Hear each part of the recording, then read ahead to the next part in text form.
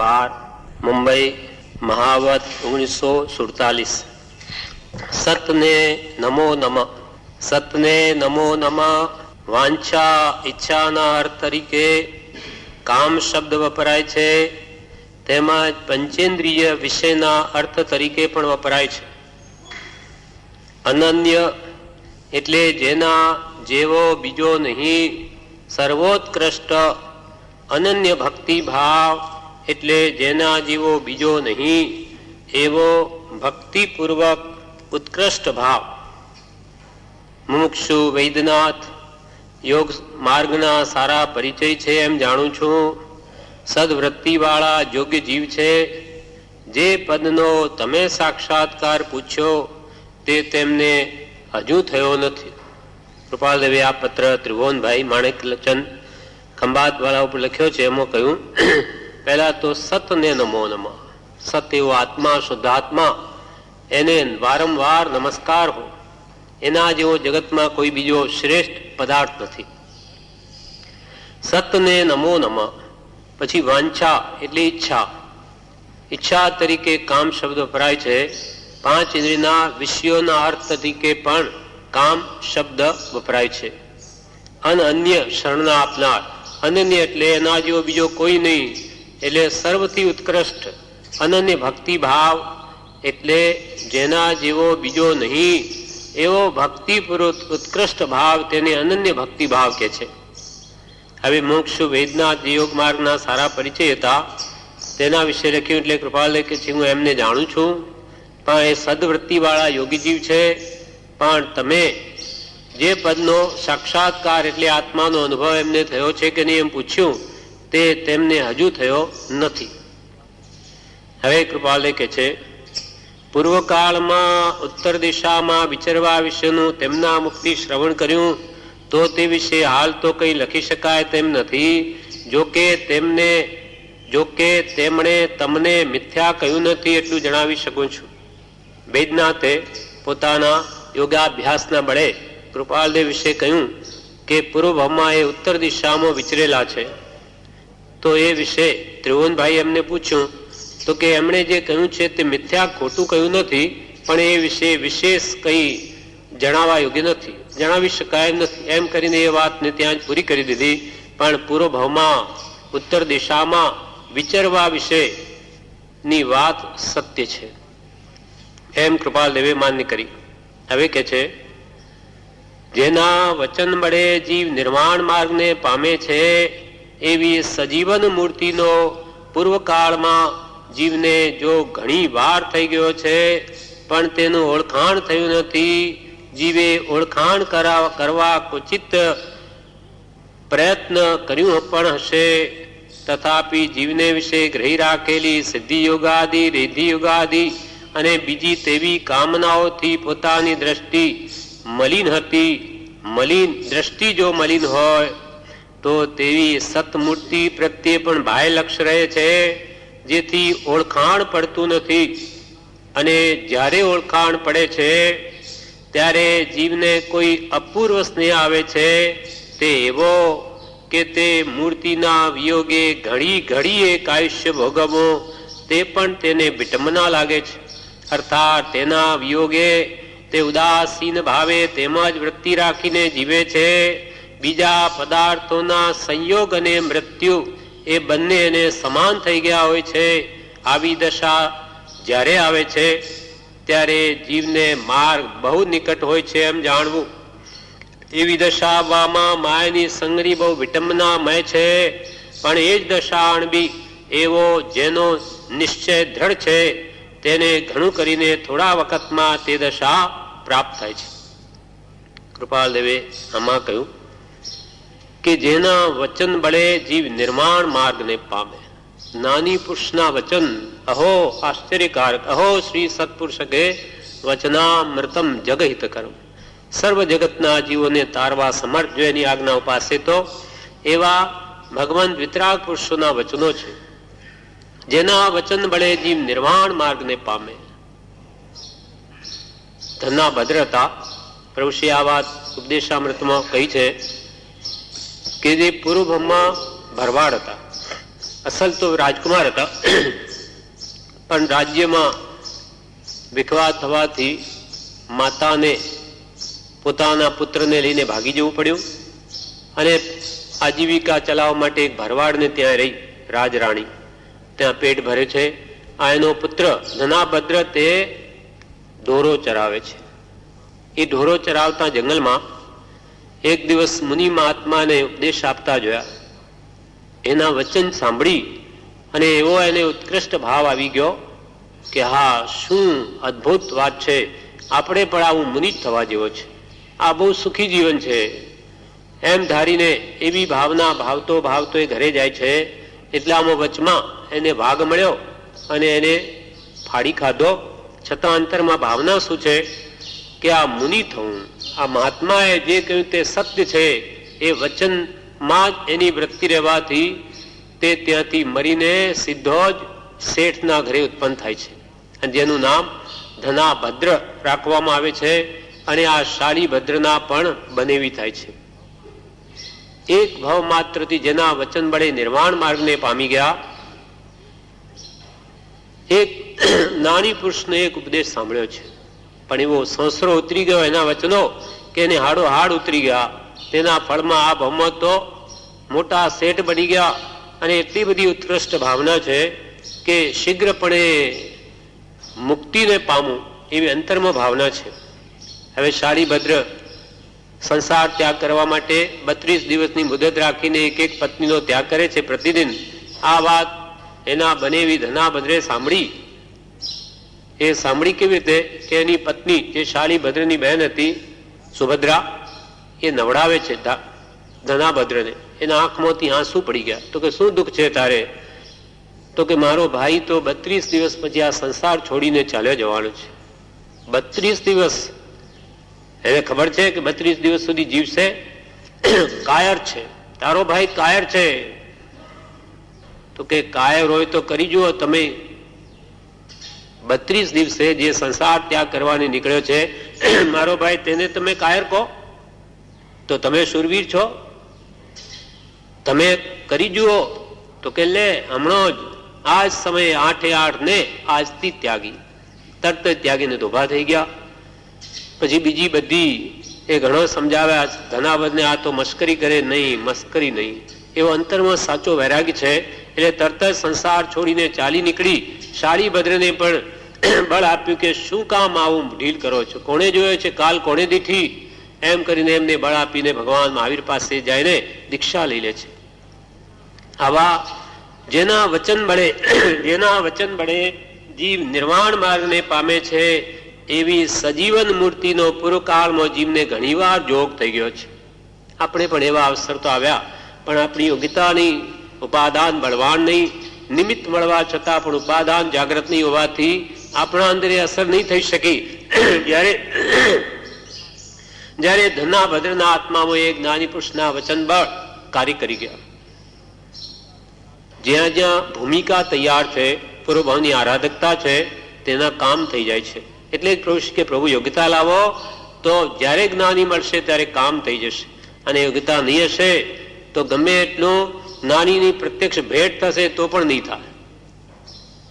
જેમ કે ભગવાન મહાવીર સ્વામીનો જીવ નૈસારના ભાવમાંથી સમકિત પામેલો, શ્રદ્ધારૂપ સમકિત, પણ પાછું વમી નાખ્યું. તે પાછું સિંહના ભાવમાં જાગૃત થાય છે. સિંહના ભાવમાં એ તો સિંહ હરણને ફાડીને ખાઈ રહ્યો છે. ત્યાં એક તીર્થંકર ભગવંત પાસે ચારણ મુનિએ સાંભળ્યું કે ભરતક ક્ષેત્રમાં અંતિમ તીર્થંકર મહાવીર થશે. તે સિંહ હમણાં ત્યાં અમુક પર્વત ઉપર છે. તો ત્યાં એ ચારણ મુનિ આવે છે અને દૂર રહીને ઉપદેશ આપે છે. તે પહેલા તો ક્રૂર ભાવ છે. જેમ જેમ ઉપદેશ સાંભળે છે તેમ તેમ એને કંઈક શાંતિ વળે છે. એટલે પછી શાંત થતા એ પાસે આવે છે અને મુનિ ઉપદેશ આપે છે કે હે ભવ્ય, તે આવું અનંતવાર આવા હિંસાના કામો કર્યા, હવે એને છોડ, બહુ થઈ, હે જીવ હવે થોપ. એવો અનેક પ્રકારે ઉપદેશ આપવાથી ભગવાન મહાવીરનો જીવ બુજી જાય છે અને ત્યાં પછી અણસન લઈ લે છે. કેમ કે માંસ વગર આ જંગલમાં રહેનારા શું ખાય? એમ ધારીને એના વચન બળ કામ કરી ગયા ભગવંતના, ચારણ મુનિના. ત્યાં બધું મૂકી દઈ અણસલ લઈને ત્યાંથી દેહ છોડીને દેવલોકે જાય છે. એટલે સિંહમાંથી ભગવાન મહાવીર બને છે. એવી જ રીતે હાથીના ભાવમાં રહેલા પાર્શ્વનાથ ભગવાનનો જીવ તે પણ આવી રીતે અરવિંદ મુનિના વચન બળથી બોધ પામી જાય છે અને એ પણ બુજી જાય છે. પાર્શ્વનાથ ભગવાન ના જ્યાંથી ભાવ ગણાય છે મરુભૂતિ ને કમઠ, અને અરવિંદ રાજા હતા તે સમયમાં જે પ્રસંગ બની ગયો અને ત્યાં આર્ત ધ્યાનથી મરુભૂતિનું મૃત્યુ થાય છે, એ મરીને હાથી જાય છે. એ પાર્શ્વનાથ ભગવાનનો જીવ છે. હવે ત્યાં એક સાર્થવા એ રાજા અરવિંદ પછી દીક્ષા લઈ લે છે અને એમની સાથે એક જંગલમાં આવી ચડે છે. સાર્થવા સાથે બીજા ગામમાં જાય છે. ત્યાં હાથી આવી ચડ્યો અને બધાને ખેદાન મેદાન કરી દીધું, કેટલું નુકસાન કરી દીધું, અમુકને મારી નાખ્યા. પણ જે અરવિંદ મુનિ સાથે છે એ કંઈ ભય પામતા નથી અને બિલકુલ એમ જ ચાલે છે કે સામે પેલો હાથી આવતા જ એ મુનિના અહીંયા છાતીમાં એક વત્સનું ચિહ્ન હતું, સાથિયાનું. એ જોતા જ એને વિચારમાં પડી ગયો હાથી કે આ કંઈ મેં કંઈ જોયું છે, આ મેં ક્યાંય જોયું છે. વારંવાર એ જોતા એને જાતિ સમણ જ્ઞાન થઈ ગયું અને ખ્યાલમાં આવી ગયું કે ઓહો, આ તો મારા રાજા, હું એનો મંત્રી હતો, મરીને હું હાથી થયો. અને એ પછી અરવિંદ મુનિએ ઉપદેશ આપે છે કે તને ના પાડવા છતાં તું ત્યાં ગયો કમઠ પાસે, એને તને મારી નાખ્યો, આ ધ્યાન વડે તું મરીને હાથી થયો, હવે બુજ, હવે તારું હિત કર, કલ્યાણ કર. એ ઉપદેશ આપતા એ 12 વ્રત અંગીકાર કરે છે હાથી, અને સૂકા પાન ખાય, ગરમ થયેલું તાપથી પાણી પીએ, આ પ્રમાણે જીવન જીવવા લાગ્યો અને મરીને ત્યાંથી પછી દેવગતિને પામે છે. પણ એ સત્પુરુષના વચન વડે એનું જીવ, એનો આત્મા વિંધાઈ ગયો, અસર થઈ ગઈ. સજીવન મૂર્તિનો બોધ એના છાતીમાં કામ કરી ગયો. પશુ હોય તો શું, આત્મા તો છે. કેમ કે એ જીવોની પૂર્વભાવની યોગ્યતા હતી. એવી યોગ્યતા આપણામાં નહીં હશે ત્યારે આપણે પણ ભગવાન તીર્થંકરોનો જોગ થવા છતાં પણ કેમ બુજ્યો નહીં, તો કે યોગ્યતા નથી. માટે આજે રજડીએ છે. અને આ ભાવમાં જો યોગ્યતા પ્રાપ્ત કરીએ તો પછી આપણું પણ કામ એમ થઈ શકે એમ છે. એટલે પ્રભુશ્રી કહે છે, પ્રભુ યોગ્યતા લાવો, ખામી છે યોગ્યતાની. યોગ્યતા શું છે તો કે વૈરાગ્ય, ઉપશમ, ત્યાગ, ભક્તિ, આ બધી યોગ્યતા છે. કશાયનું મંદપણું, વિષયોની મંદતા અને ભક્તિ ભાવ, સત્પુરુષના ગુણાનુરાગ પ્રત્યે ગુણાનુરાગ અને યથાશક્તિ અંતર ત્યાગ જીવનમાં હોય તો એ યોગ્ય જીવ વાતમાં જરૂર સતને પામે કાળે કરીને. જેના વચન વડે જીવ નિર્વાણ માર્ગને પામે છે એવી સજીવન મૂર્તિનો પૂર્વકાળમાં જીવને ઘણીવાર જોગ થયો છે, પણ તેનું ઓળખાણ થયું નથી. પરમ કૃપાળુ દેવની પણ એવી જ વાણી હતી. આખી રાત સુધી કૃપાળ દેવ બોધ આપે. એકવાર એવું બનેલું, એટલે પ્રભુશ્રી સવારમાં જે ઉપદેશ સાંભળીને આવતા હતા એમને જોઈને એમને થયું કે એટલી પ્રશાંત મુદ્રા બધાની કે જાણે દેવો દેવલોકમાંથી દેવ આવી રહ્યા છે. આખી રાત ઉપદેશ સાંભળ્યા છતાં એમના મુખ પર કોઈ થાક નહીં. એટલી બધી પ્રસન્નતા જોઈને થયું કે ઓહો, પછી જાણ્યું કે આખી રાત કૃપાલદેવે બોધ આપ્યો છે. એટલે થાકની વાત નહીં, પણ એમના વચનથી એ જીવો આનંદ પામતા હતા અને પ્રશાંત થઈ ગયા હતા. એમના કશાયો જાણે શમી ગયા હોય એવું લાગતું હતું. એમ જેના વચન વડે જીવ નિર્વાણ માર્ગને, મોક્ષ માર્ગને પામે છે, એમ કૃપાલજીના વચનોથી 4 જણોને તો આત્મજ્ઞાન થયું, પણ કેટલાય જીવો મોક્ષ માર્ગને પામ્યા હશે. એવી જ રીતે પ્રભુશ્રીના પણ ઉપદેશથી અનેક જીવો મોક્ષ માર્ગને પામ્યા. પટેલ લોકો, અજૈન લોકો પણ જૈન બની ગયા. આ એના વચન બળનો પ્રભાવ છે. કઈ સામાન્ય વ્યક્તિથી કોઈ અન્ય ધર્મીઓ જૈન ધર્મને માનતા નહીં થા, પણ એવી યોગ્યતા જેના અંતરમાં હતી, માટે એવા વચનો પણ પ્રભાવશાળી નીકળતા હતા કે જેને લઈને અનેક જીવો બુજી જતા હતા. જેના વચન બળે જીવ નિર્વાણ માર્ગને પામે છે એવી સજીવન મૂર્તિનો પૂર્વકાળમાં જીવને જો ઘણી વાર થઈ ગયો છે, પણ તેનું ઓળખાણ થયું નથી. જીવે ઓળખાણ કરવા ક્વચિત પ્રયત્ન કર્યો હશે, તથાપી જીવને વિશે ગ્રહી રાખેલી સિદ્ધિ યોગાદિ, રિદ્ધિ યોગાદિ અને બીજી તેવી કામનાઓથી પોતાની દ્રષ્ટિ મલિન હતી. સજીવન મૂર્તિનો કૃપાલય કે છે પૂર્વકાળમાં જીવને યોગ તો થયો છે, પણ ઓળખાણ થયું નહીં. કેમ કે જ્યારે જ્યારે યોગ થયો ત્યારે એને રિદ્ધિ યોગાદિ અને સિદ્ધિ યોગાદિ અને બીજી તેવી કામનાઓથી તેની દ્રષ્ટિ મલિન હતી. સિદ્ધિ યોગાદિ જ્ઞાની મળે કે મને સિદ્ધિઓ પ્રાપ્ત થાય. અષ્ટ પ્રકારની સિદ્ધિ કૃપાળુદેવે નિત્યનિવાદી પાઠમાં 8 પ્રકારની સિદ્ધિઓ વર્ણવી છે. એવી ઊંડે ઊંડે અનેક પ્રકારની કામનાઓ લઈને જીવ સત્પુરુષ પાસે જાય તો એને આત્માનો લક્ષ્ય નથી, ભૌતિક વસ્તુઓનું મહાત્મ્ય છે, માટે સતને પામી શકતો નથી. આવી 8 સિદ્ધિઓ શાસ્ત્રોમાં કહી છે. તેમાં પહેલી સિદ્ધિ અણિમા સિદ્ધિ. આ સિદ્ધિ પ્રાપ્ત થવાથી પોતાના શરીરને કીડી જેવું, કંથુઆ જેવું કે એથી પણ સૂક્ષ્મ બનાવી શકે. સૂક્ષ્મ શરીર બનાવી લેવાની શક્તિને અણિમા કહે છે. નીતિનિવાદી પાઠમાં 278 પૃષ્ઠ પર આ લખ્યું છે. સૂક્ષ્મ શરીર બનાવી લેવાની શક્તિને અણિમા સિદ્ધિ કહે છે. બીજી તે મહિમા સિદ્ધિ. શરીરને મોટું સ્થૂળ પહાડ જેવું બનાવવું હોય તો પણ બનાવી શકે, તેને મહિમા સિદ્ધિ કહેવાય છે. ત્રીજી ગરિમા એટલે ભારે શરીર કરવાની શક્તિ. પહાડ જેવું કે વજ્ર જેવું ભારે કરવું હોય તો પણ એ સિદ્ધિ વડે પોતે કરી શકે છે, એનું નામ ગરિમા સિદ્ધિ છે. ચોથું છે લઘિમા સિદ્ધિ.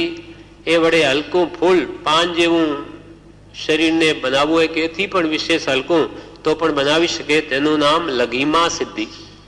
પાંચમી પૃથ્વી ઉપર રહીને આંગળી વડે સૂર્ય, ચંદ્ર આદિને સ્પર્શ કરવાની શક્તિને પ્રાપ્તિ સિદ્ધિ કહે છે.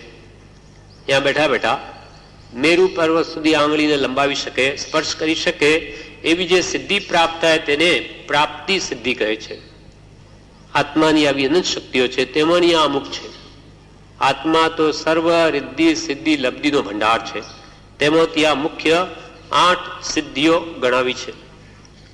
પછી પ્રાકામ્ય નામની સિદ્ધિ પ્રાપ્ત થાય તો જળમાં જમીન સમાન ભાસે અને જમીનમાં જળ સમાન ચાલવાની શક્તિ, તેને પ્રાકામ્ય સિદ્ધિ કહે છે. સાતમી ઈશત્વ સિદ્ધિ એટલે ત્રણેય લોકની પ્રભુતા ધારણ કરવાની શક્તિની ઈશત્વ શક્તિ કહે છે. અંબર સાવ કે સુલસા સતીને ભગવાન મહાવીર સ્વામીએ ધર્મલાભ કેવડાવ્યો. અંબર તે ગામમાં જતો હતો શાવક, ત્યારે એને થયું કે એવી કેવી આ સતી હશે કે જેને ભગવાન મહાવીર સ્વામી ધર્મલાભ કેવડાવે. એટલે આવી શક્તિઓ એની પાસે આ સિદ્ધિ હતી. એટલે એથી એને બ્રહ્માનું રૂપ બનાવ્યું. આખું ગામ જોવા આવ્યું પણ સિલસા નહીં આવી. વિષ્ણુનું બનાવ્યું નહીં આવી, મહેશનું બનાવ્યું, શંકરનું તો પણ નહીં આવી. પછી તો એને ભગવાન તીર્થંકરની રીતિ બતાવી. આ સિદ્ધિ વડે જાણે 25માં તીર્થંકર પધાર્યા, સમોસણ વગેરે, છતાં પણ એ નહીં આવી. કેમ કે એને ખબર છે કે તીર્થંકર તો 24 જ થાય, કોઈ ઇન્દ્રજાળીઓ છે, નહીં તો 25માં તીર્થંકર હોઈ શકે જ નહીં.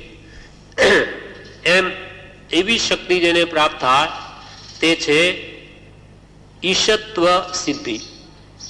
ત્રણેય લોકની પ્રભુતા ધારણ કરવાની શક્તિને ઈશત્વ શક્તિ કહે છે. અને સર્વ જીવોને વશીકરણ, વશ કરવાની શક્તિને વશિત્વ શક્તિ કહે છે. સર્વ જીવોને વશ કરવાની શક્તિને વશિત્વ કહે છે. આમ આ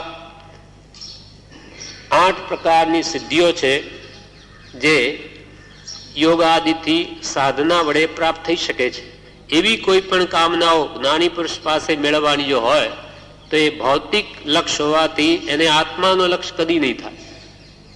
માટે કહ્યું જીવે ઓળખાણ કરવા ક્વચિત પ્રયત્ન કર્યો હશે, તથાપી જીવને વિશે ગ્રહી રાખેલી સિદ્ધિ યોગાદિ, રિદ્ધિ યોગાદિ અને બીજી તેવી કામનાઓથી પોતાની દ્રષ્ટિ મલિન હતી.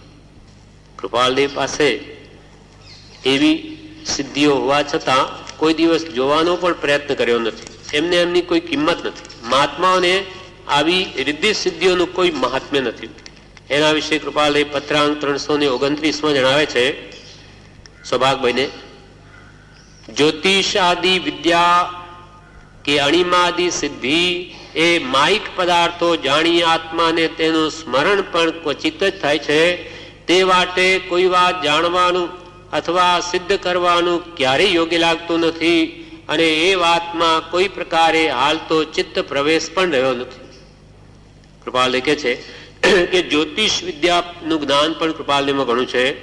તેમજ અણિમાદિ સિદ્ધિ 8 અણિમા ગરિમા લઘિમા મહિમા એ 8 સિદ્ધિ એ માઇક પદાર્થો જાણી આત્માને તેનું સ્મરણ પણ ક્વચિત જ થાય છે. કે આવી સિદ્ધિઓની સ્મૃતિ પણ અમને કોઈ દિવસ થતી નથી અને અમારી અંદર છે કે નહીં એ પણ કોઈ દિવસ જોવાનો પ્રયત્ન કર્યો નથી.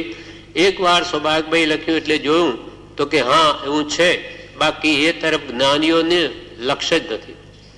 તે વાટે કોઈ વાત જાણવાનું એ જ્યોતિષાદિ વિદ્યા વડે કે અણિમાદિ સિદ્ધિ વડે કોઈ વાત જાણવાનું અથવા સિદ્ધ કરવાનું ક્યારેય યોગ્ય લાગતું નથી અને એ વાતમાં કોઈ પ્રકારે હાલ તો ચિત્ત પ્રવેશ પણ રહ્યો નથી.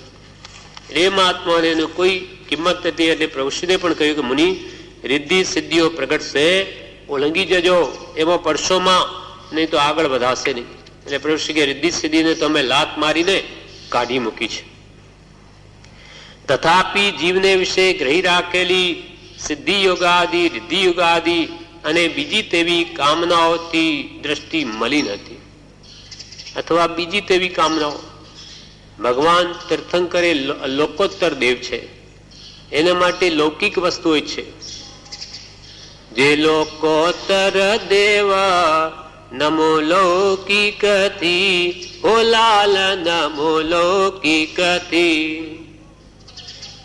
જે લોકોત્તર દેવ નમો લૌકિકથી, ઓ લાલ નમો લૌકિકથી.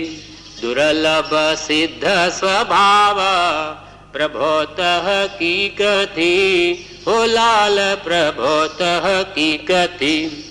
જે લોકોત્તર દેવ નમુ લૌકિકથી, લોકોત્તર સર્વથી શ્રેષ્ઠ વસ્તુ જેની પાસે છે, મોક્ષ પ્રાપ્ત કરી શકા એવા એ લોકોત્તર દેવ પાસે લૌકિક ભૌતિક તુચ્છ વસ્તુઓ માંગે. એના જેવો મૂર્ખ કોણ? નાનીઓ કે છે અનંતાનુબંધી કસાય છે કે વિતરાગ ભગવંત પાસે જે સંસારની માંગણી કરે તે અનંતાનુબંધી કસાયનો પ્રકાર છે. આ તો કોના જેવું છે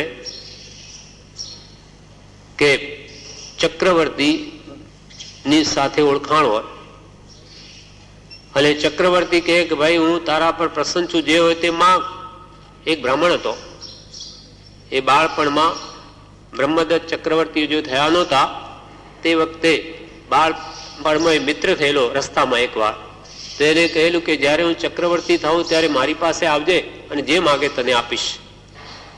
ચક્રવર્તી થયા પછી એ બ્રાહ્મણ ત્યાં આવ્યો. બ્રહ્મદત્તે કહ્યું કે બોલ શું આપું? તો કે મારી પત્નીને પૂછી આવું. ત્યાં પત્નીને પૂછ્યું. પત્નીએ શું કહ્યું કે ભાઈ આપણે તો બ્રાહ્મણ છીએ, એને શું વિચાર કર્યો કે જો કંઈ 2-4 ગામ આપી દીધા તો આ બ્રાહ્મણ મને મૂકી દેશે અને બીજી પરણી લેશે. એટલે એને કહ્યું કે ભાઈ આપણે તો જુઓ બ્રાહ્મણ છીએ, આપણે પ્રતિદિન રોજે એક ઘરે નવા ઘરે જમવાનું મળે અને દક્ષિણામાં 1 સોના મોર મળે, બસ એટલું માંગી લો. એને જીને એમ કહ્યું કે બસ મને તો પ્રતિદિન ભોજન નવા ઘરે કરવાને મળે અને રોજ દક્ષિણામાં મોર આપો. ચક્રવર્તીએ માથા ઉપર હાથ મૂક્યો કે માગીને આવું માગ્યું. 6 ખંડનો અધિપતિ ચક્રવર્તી તુષ્ટમાન થયો છે અને માગીને ખાવાનું માગ્યું અને 1 સોનામોર માગી. એને થયું કે એનું ભાગ્ય નથી, એના ભાગ્યમાં જેટલું છે એટલે એને આવું સૂજ્યું. તેમ 3 લોકનો નાથ તુષ્ટમાન થઈ જાય, આપણને મોક્ષ આપે એવો પરમાત્મા મળ્યો, ત્યાં પછી આવી તુચ્છ મને ધન મળજો, મને સ્ત્રી મળજો, મને પુત્ર મળજો, આવા સંસારના ત્રિવિધ તાપના દુઃખો માગે તો એના જેવો મૂર્ખ કોણ? એમ બીજી તેવી કામનાઓથી એટલે આવી સાંસારિક કામનાઓથી જીવની દ્રષ્ટિ મલિન હતી. દ્રષ્ટિ જો મલિન હોય તો તેવી સતમૂર્તિ પ્રત્યે પણ બાહ્ય લક્ષ્ય રહે છે. આવા મહાત્મા પુરુષો પાસે પણ આવું માંગે એટલે એને અંતરાત્માનો લક્ષ્ય થાય જ નહીં. અને ઊંડે ઊંડે ભગવાન તીર્થંકરો પ્રત્યે પણ એવી ભાવના રહે કે આ પાર્શ્વનાથ છે ને એ તો આપણા બધા વિઘ્ન હરી નાખે.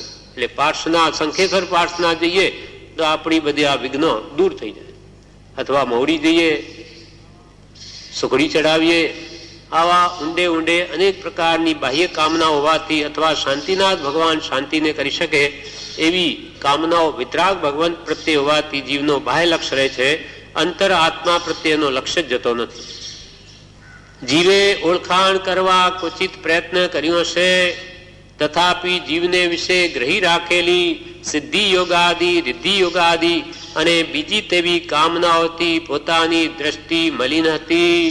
દ્રષ્ટિ જો મલિન હોય તો તેવી સતમૂર્તિ પ્રત્યે, સત્પુરુષ પ્રત્યે, સત્યજનનો સાક્ષાત્કાર છે એવી સતમૂર્તિ પ્રત્યે પણ બાહ્ય લક્ષ્ય રહે છે, જેથી ઓળખાણ પડતું નથી. જેથી એમને શુદ્ધ આત્મ સ્વરૂપનું ઓળખાણ પડતું નથી. અને જ્યારે ઓળખાણ પડે છે ત્યારે જીવને કોઈ અપૂર્વ સ્નેહ આવે છે, તે એવો કે તે મૂર્તિના વિયોગે ઘડીએ કાયશ્ય ભોગવવું તે પણ તેને વિટંબના લાગે છે. જ્યારે ખરેખર કૃપાળુ દેવનું સ્વરૂપ પ્રવૃષિ માટે એમને ઓળખાણ થઈ કે આ સાચા સત્પુરુષ છે અને એના દ્વારા મારા આત્માનું કલ્યાણ થઈ શકે એમ છે, તો એક ઘડીનો પણ વિયોગ એમને ગમતો નહોતો.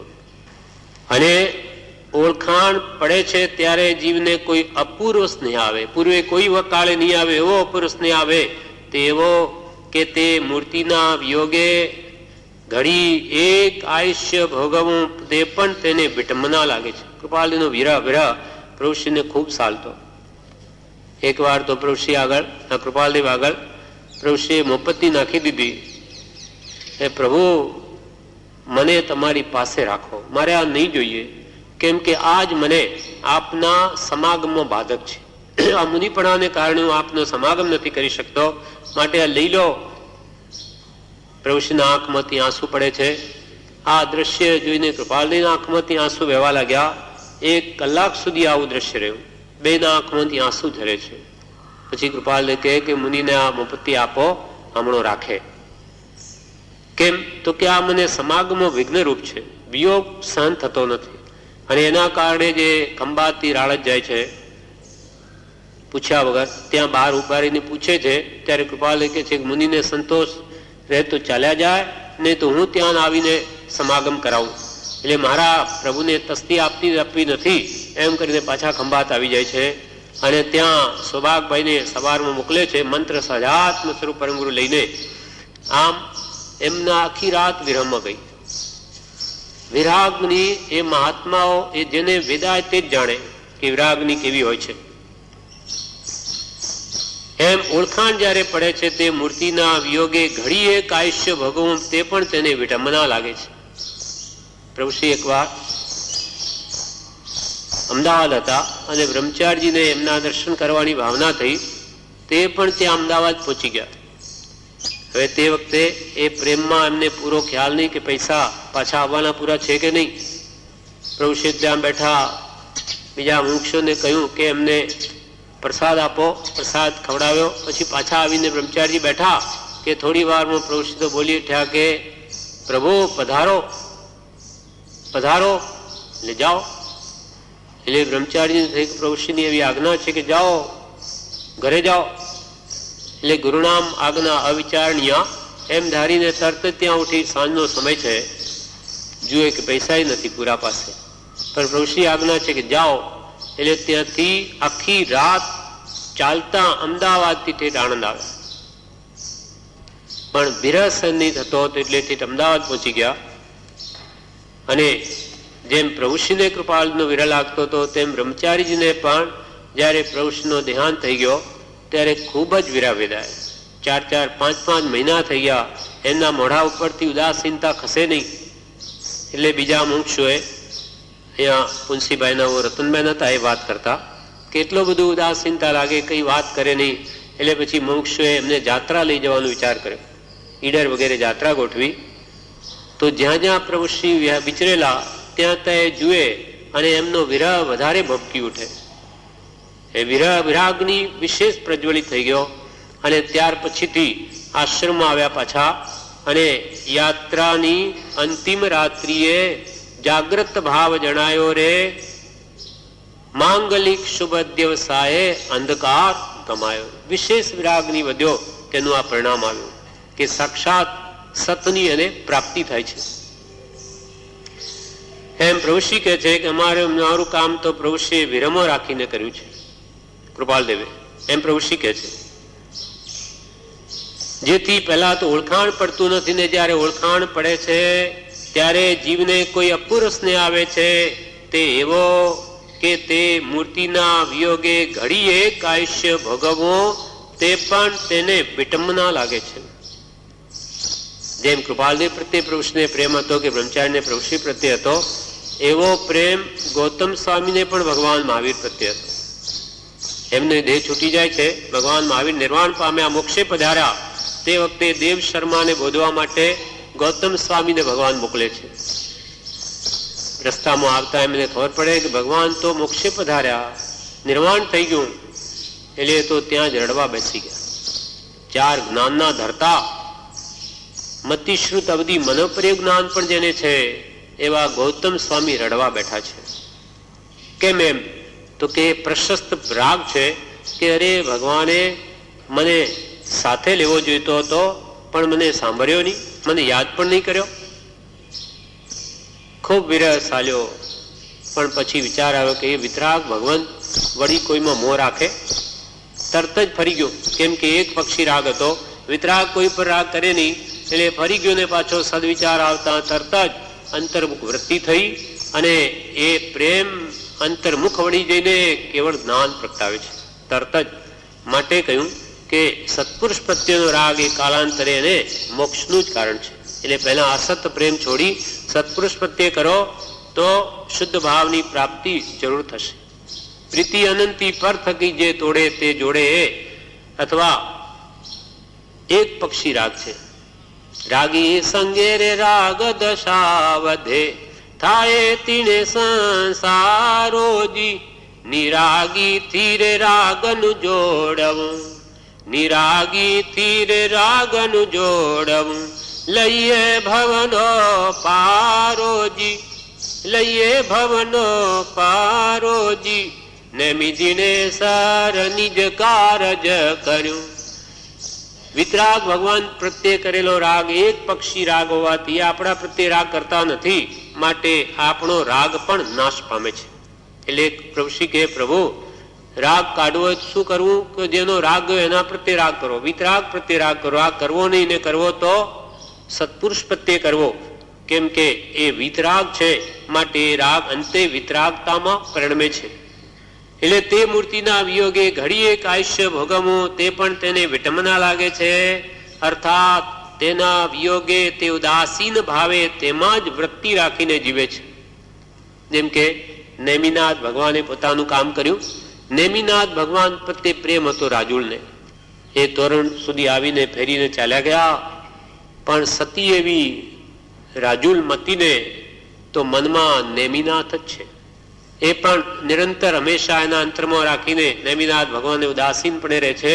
અને જ્યારે ભગવાનને કેવળ નાદ ઉપજ્યું, નેમિનાથ ભગવાનને કે રાજુલ ત્યાં ચાલ્યા ગયા અને ભગવાન પાસે દીક્ષા લઈ અને એમનું આયુષ્ય ટૂંકું, એટલે ભગવાને એમને કેવળ જ્ઞાન આપી દીધું.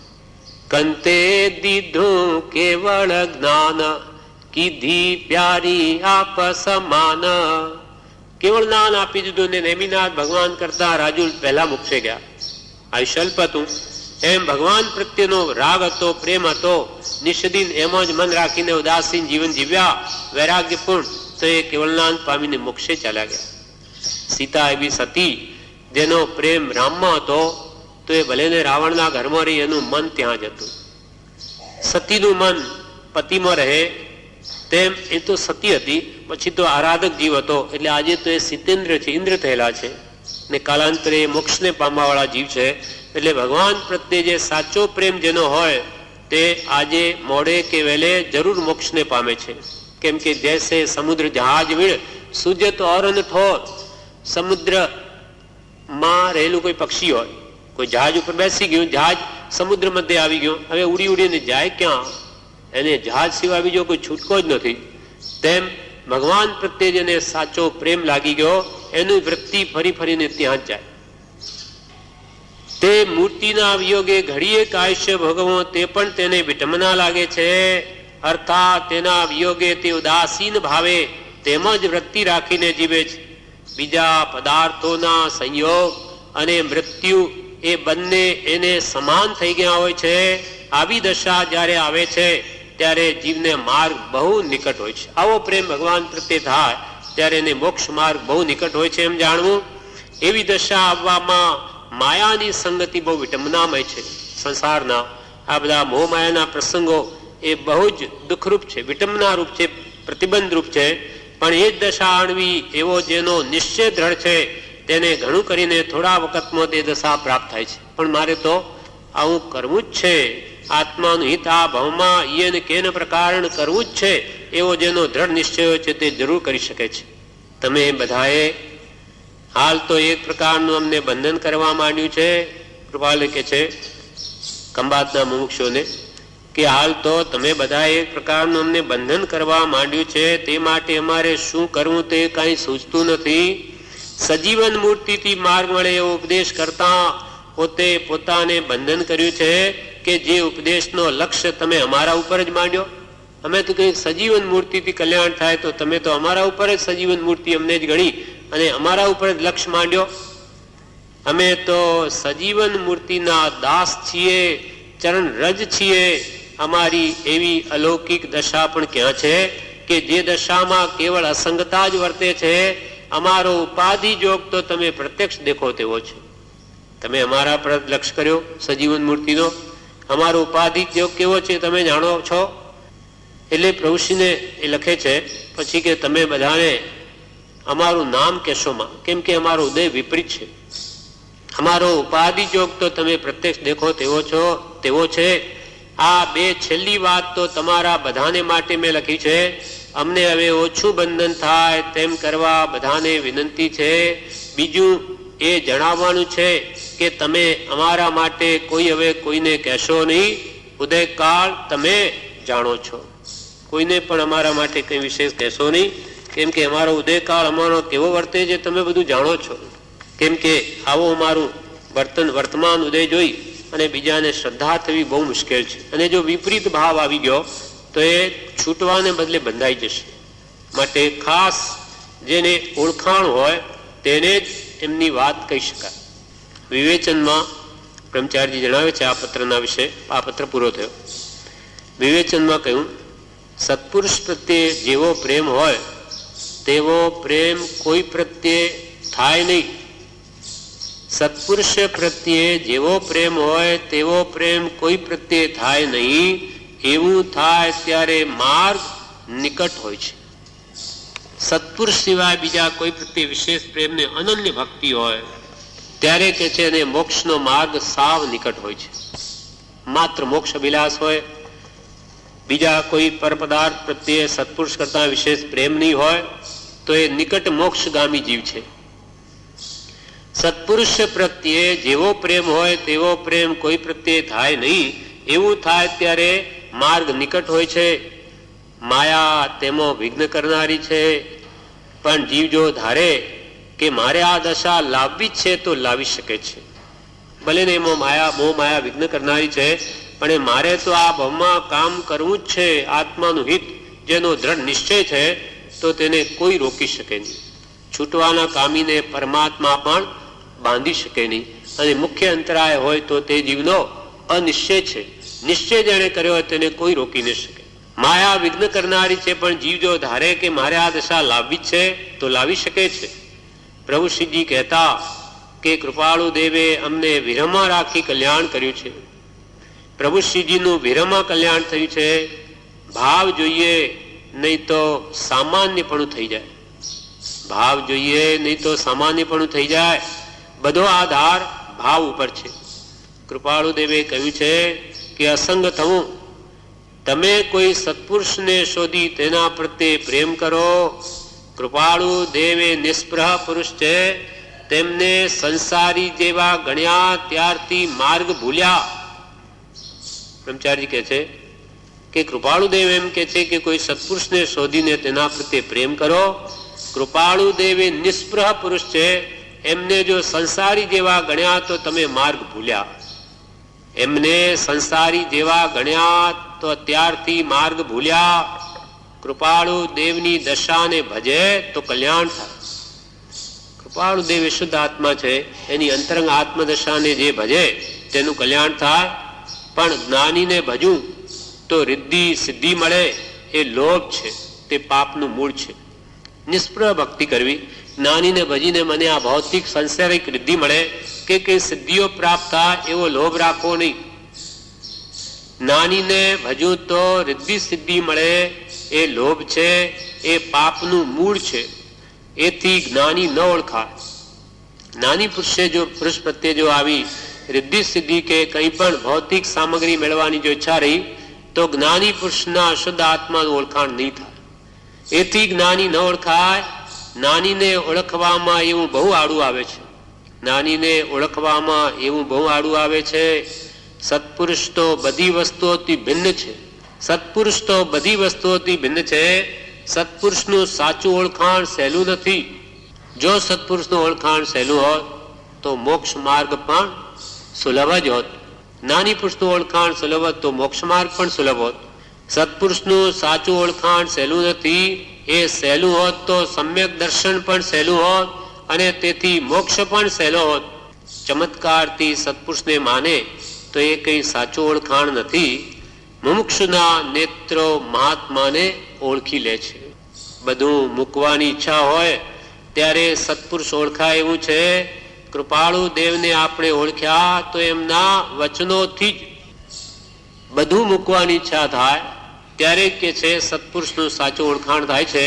કૃપાળદેવનું પણ આપણને જે કે ઓળખાણ થયું તે એમના વચનોથી, એમના વચનના મૃત વિતરાગના પરમ શાંત રસમૂળ ઔષધ જે ભવરોગના કાયરને પ્રતિકૂળ એવા પરમ શાંત રસ પ્રતિપાદક કૃપાળના વચનોથી એમની અંતરાત્મ દશાનો આપણને કંઈ ખ્યાલ આવ્યો છે.